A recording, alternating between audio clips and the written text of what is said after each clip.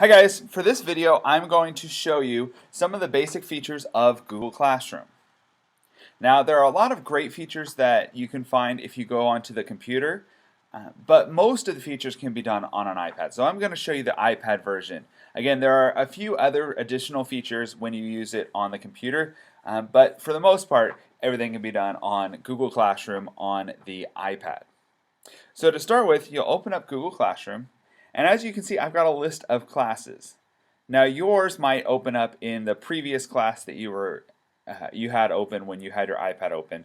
But if you want to see an entire class list, if you look in the upper left-hand corner, right next to the word classes, and push those three lines, you'll see all of the classes that you are enrolled in.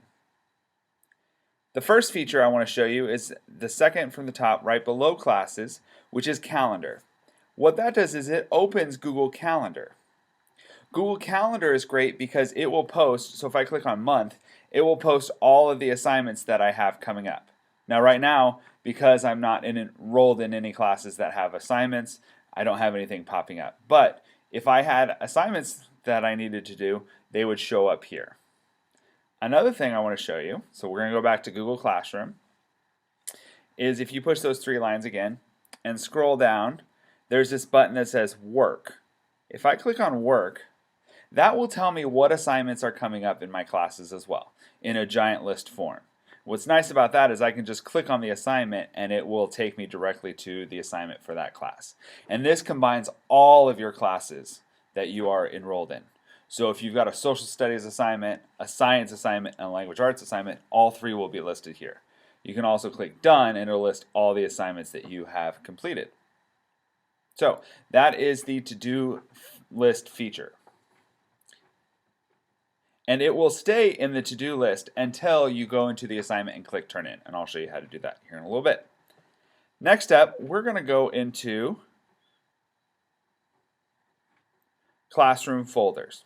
What I love about Google Classroom is this program, Google Classroom, actually creates a folder for you. Once you enroll in the class, it creates a folder in Google Drive that saves all of your stuff automatically to that folder. So for example, your third hour language arts class, it will have all of your assignments saved into that folder. So if you ever have trouble finding the assignment, you can always go to your Google Drive. Okay? So again, those are the main features on that toolbar. Now let's go into a class and I can show you some features of that. So if I click my class that I'm enrolled in, this is called the stream. It's similar to a social media site where the most recent assignment is posted at the top and it just scrolls down. Now we only have one assignment posted so far, so it's not giving me a big full long list.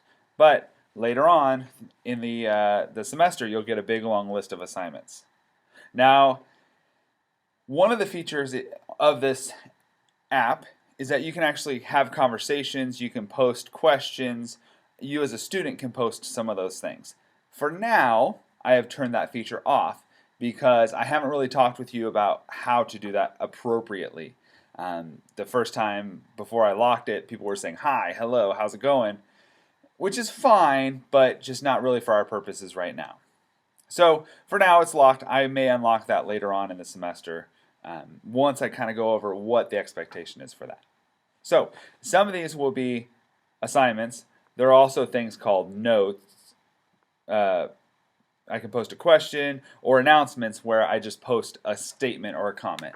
That's not actually an assignment. Another feature is there are three tabs at the top. You've got Students, and then you've got About. The About section is where I post things that you need to use all year. So I'll probably be posting, once I get my syllabus finalized, I'll be posting that on here. I will also be posting a style guide that you might want to reference periodically. I've also got all of my Instagram, Twitter, Snapchat, all of that stuff available here. So if you need to get a hold of me, that's the best way is to check here. You can also click on my name, and you should be able to email me from this page as well. So that's the About section. We're going to go back to the stream. The last thing I want to show you here is in the upper right hand corner, those three lines are topics. each class is going to get bombarded with a lot of different posts. And sometimes it's hard to keep track of what assignment is where. So what I like to do is I like to create a topic. So for example, that first assignment that we have is writing. So if I need to find a writing assignment, I would click writing and it will only show me assignments that have the word writing attached to it. So if you look underneath the 0 done, that writing, that is what that means. So sometimes there will be reading assignments, or each novel will have its own set of assignments. And so to make it easier for you to find it, you can actually filter the assignments based on the topic. Now, the last thing I want to show you is how to manage assignments. So if I've got this assignment, the superhero backstory, I'm going to click that, and that is going to give me my instructions. So my instructions are write a story describing how your superhero became a superhero. Okay, we talked about that in class. And if you look at the blue line underneath that, that means there is a Google Doc available for you to look at. So if I click on that Google Doc, it's going to open up the Google Doc for you to write on. It's got all the directions on there, and once you open that, it creates a copy of that file and saves it into your Google Drive for you. You don't have to worry about saving at all because it does it for you automatically. Now, as you can see here, I can't really type on it. Okay? So once you click on it, you should be able to, on your version, be able to double tap on the screen and start typing. Okay? And then when you're finished, there will be a button that says turn in, and I can show you how to do that at a later time. Now, I want to show you one little troubleshooting tip.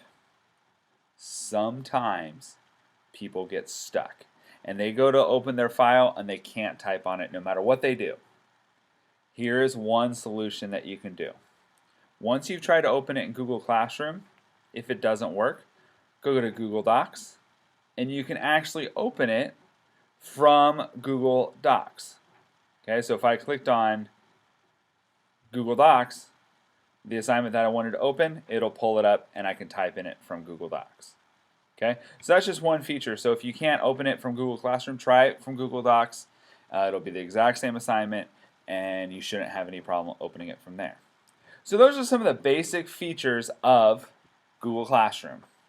I hope you've enjoyed. You know, as with any technology piece, every once in a while there's a glitch or some sort of error that needs to be troubleshooted. I don't mind troubleshooting through those, but try a few things first, see if you can figure it out, and if you can't, I'm more than happy to help you out with that. So that is it for the basics of Google Classroom for now. Until next time, don't forget to be awesome.